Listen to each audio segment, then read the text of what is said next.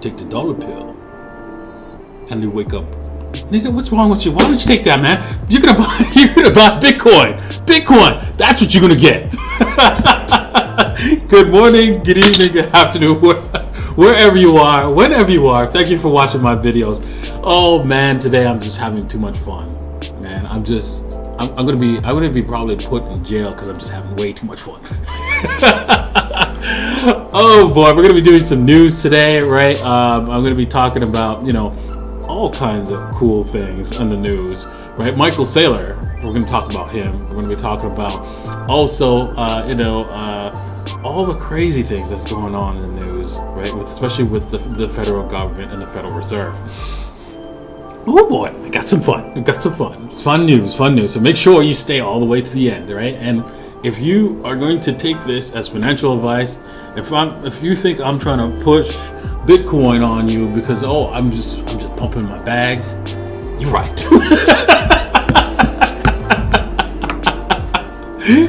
Oh man, yes, this is not financial advice, right? Please do your own research before putting any money into Bitcoin or anything that I might suggest today. All right, so let's get on with that.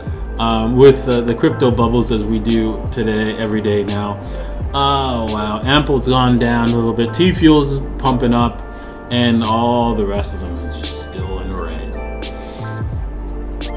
Looking forward to seeing this, level off a little bit, and then probably going to see a little bit more drops on a lot of these coins, but that's okay. They will come back. I've been watching Michael Saylor in this interview. It's really good. Check it out. Right, I'm going to have the links in the description below. Heading over to our first news article. Right, Spain's second largest bank, BBVA, launches Bitcoin trading and custody in Switzerland, which is obviously because they don't want Binance to win. Right, so they need to allow people to gain access to trading, and the regulations are just too slow, so they have to get in on that before it's too late. Panama to present crypto-related bill in July, so we might get another government allowing crypto into their currency sphere. Who knows? Wow, if it's another legal tender in another country, wow.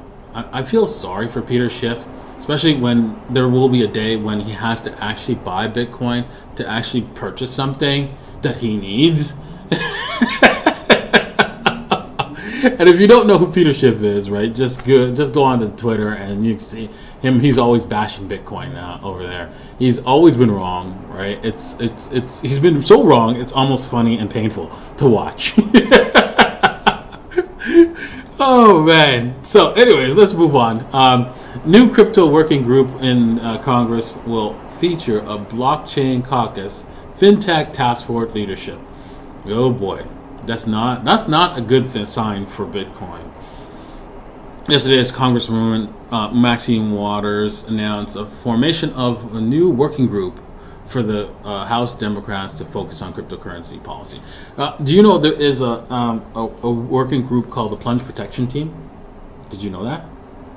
Yeah? No? Maybe no? So? Yeah, they're actually called the Plunge Protection Team, or PPT. PPT. And let's see if that's if Google gets them. No, it does not get it on the first rank. Of course not, because they don't want you to know. Plunge Protection Team. There it is. They don't want you to know that. Are you kidding? So basically, what they do is to make sure they prop up the market. And correct me if I'm wrong, but isn't managing the market and managing economy not a good idea because the Soviets did that and it ended up badly for them? Just saying. Just saying. But whatever. Unfortunately, I don't have unlimited access to this account, but whatever. When I read this, right, I was like this: the Federal Reserve officials project rates increase in 2023. The Federal Reserve left rates near zero, but they said it would tiptoe to reduce mass bond purchases, among other optimistic tweets.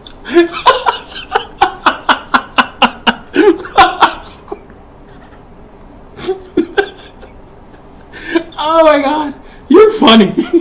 The Federal Reserve, man, they crack me up. Yeah, we're increasing rates in a year and a half from now. We're gonna do it. We're gonna do it.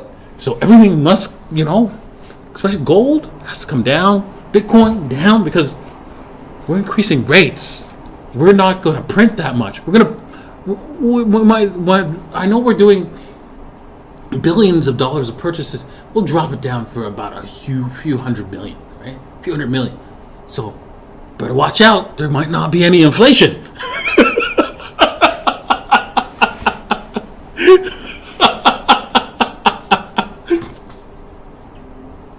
Wow.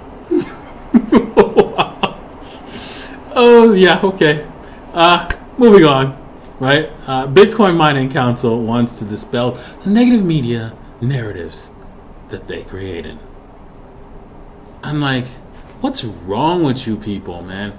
I don't know if you have like schizophrenia or something, but I could have swore that you guys supported this, mining nonsense.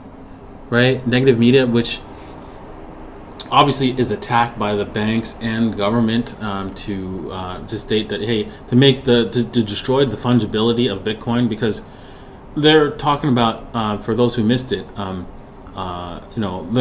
there's a difference between green coins and non-green coins, which coins that were mined from coal and dirty sources of energy. And I'm like, yeah, good luck with that.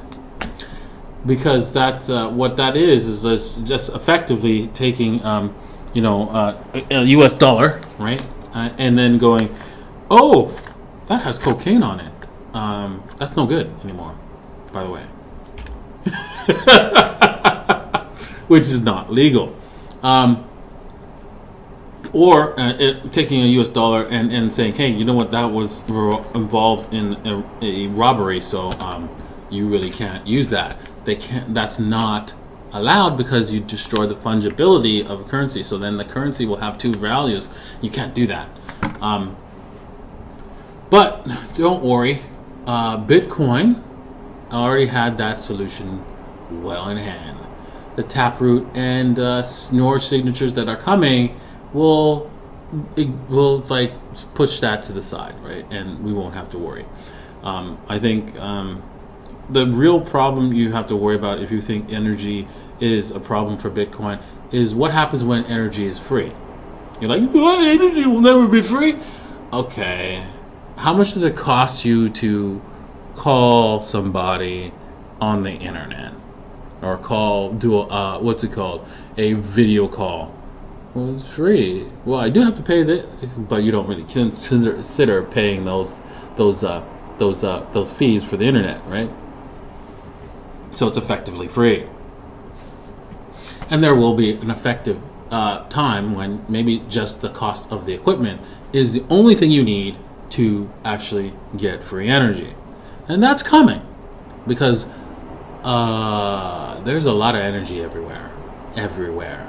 The amount of energy that exists, just if we were to, if we just forget about coal, forget about oil, forget about all the rest of the stuff, with just whatever else is left. Hey, look up at the sky. There's this big round thing that's generating so much energy, right? Then most of it's wasted, right? So we should out that thing. Like, come on, get real, right? This nonsense, all this nonsense about green energy and stuff like that is just a way to create a negative narrative around Bitcoin to make people get scared so they could sell into the market and sell to governments. And no, sell to corporations at first, right? Because the corporations will be fine. Another thing people talk about is the fact that, hey, China's got all the mining. They can do a 51% attack. 51! First off, right, there's a document identified where 26 large mining projects are required to be monitored and shut down, right? At present, their hash rate of Bitcoin and Ethereum have not fluctuated. But in Szechuan, right, they're going to, say no more mining. And so eventually China is probably going to get rid of mining and whatever, and that's fine. They can destroy their economic power, not a problem. And even if they didn't, right? Even if they didn't, all they can do with a 51% hash rate, and if they were to go malicious on that, is double spend. That's it. Nothing else. Yeah. Of course, they could also deny us upgrades of that are soft forks, right? But they could also be ignored, right? And all their mining equipment goes to nothing, and we go on our own way, right? And they can continue on their own fork. So yeah, it's a waste of time to do a 51% attack by governments at this point in time. It's too late. Alrighty. The last news I want to talk about is with a moratorium ending for more than 8 million households face foreclosure for eviction. Okay. There's so much packed into this. Our whole system is designed to rob the average person, and not even more so now because corporations can't fail, because they've intertwined themselves with derivatives products to make sure that if one fails, they all do. And so effectively, you are not too big to fail. It's not about being too big to fail. It's just that you weren't intertwined into the system, that if you failed, then they would fail too. So they would make sure that you got your bailout money for your mortgage. But no, you will not get bailed out. You will have to get evicted, and your house will go to, of course, a corporation that will own your house and rent it to somebody else. And they will profit, because during the hyperinflation, that property will increase. They'll get it for nothing because they printed the money to get it, and that would be that. It doesn't matter that the house would be worth a lot less in valuation than the valuation of dollars. It will just means that they have free property, right? So that's all right. So that's the situation we are going through. It's unfortunate. I could have swore this guy on this bill right here, he said something about that. He said, if the American people ever allowed central banks to form, that they would, through inflation and deflation, they would leave all Americans homeless in the continent the forefathers had conquered. Something like that. I'm not quoting him exactly, but yeah. And so, yeah. Mission accomplished.